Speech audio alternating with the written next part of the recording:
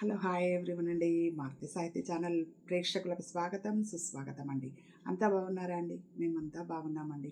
ఈరోజు మన మారుతి సాహితీ ఛానల్లో రేపు రాబోయే జ్యేష్ఠ శుద్ధ ద్వాదశి సందర్భంగా గంగావతరణ సందర్భంగా గంగామాతకు సంబంధించినటువంటి పూజా స్తోత్రాలు ఏ విధంగా చేసుకోవాలి అనేటువంటి విషయం గురించి మనం మాట్లాడుకోవడానికి ఈ వీడియో చేయడం జరుగుతుందండి.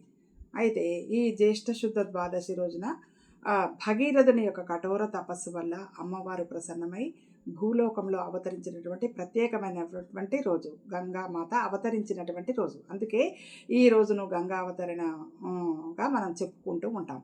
ఈ రోజును మనం ప్రత్యేకంగా జరుపుకోవాలి కాబట్టి ఎట్లా జరుపుకోవాలనే విషయం మనం మాట్లాడుకుందాం.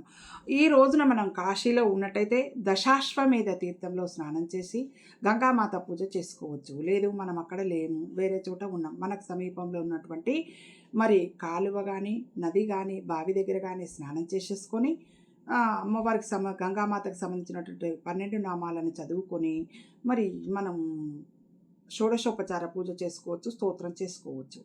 అట్లా కూడా కాదు, ఇంట్లో చేసుకోవాలి. అప్పుడు మనము ఈ 12 నామాలు ఏంటి అమ్మవారికి సంబంధించినవి చూద్దామండి.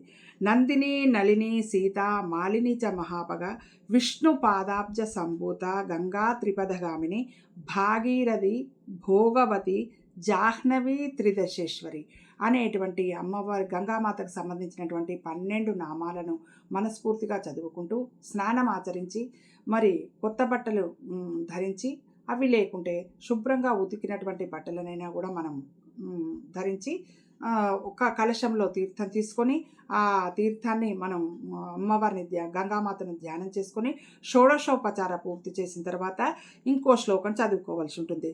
ఆ శ్లోకం ఏంటి అంటే, నమో భగవత్యై దశపాపహరాయై గంగాయై నారాయణ్యై రేవత్యై శివాయై దక్షాయై అమృతాయై విశ్వరూపిణ్యై నందిన్యైతే నమో నమః అనేటువంటి స్తోత్రాన్ని చదువుకొని అమ్మవారికి నమస్కారం చేసుకుంటూ, అమ్మ తెలిసో తెలియకో మేము చేసినటువంటి పాపాలు ఉంటే అవి తొలగించి మా జీవితాలు సాఫీగా నడిచి చివరిలో ముక్తిని మాకు ప్రసాదించేటువంటి అనుగ్రహం మాకు ఇవ్వు తల్లి. నీ యొక్క కరుణాకటాక్ష వీక్షణాలు మాపై ఎప్పటికీ ఉండాలని మనస్ఫూర్తిగా కోరుకుంటూ అమ్మవారికి నమస్కారం చేసుకుంటే మనకు అంతా శుభమే కలుగుతుంది. మన ఇతిహాసాలు చెప్తున్నాయండి. కాబట్టి రేపటి ఈ గంగావతరణ జరిగినటువంటి ఈ రోజును ప్రత్యేకమైన రోజుగా మనం భావిస్తున్నాం. కాబట్టి యథాశక్తి మీకు ఎంత అందుబాటులో ఉంటే అంతగా ఆచరిస్తారని మనస్ఫూర్తిగా కోరుకుంటూ ఈ వీడియో మీకు నచ్చినట్టయితే లైక్ చేయండి, షేర్ చేయండి. మన మారుతి సాహితీ ఛానల్ని సబ్స్క్రైబ్ చేయండి.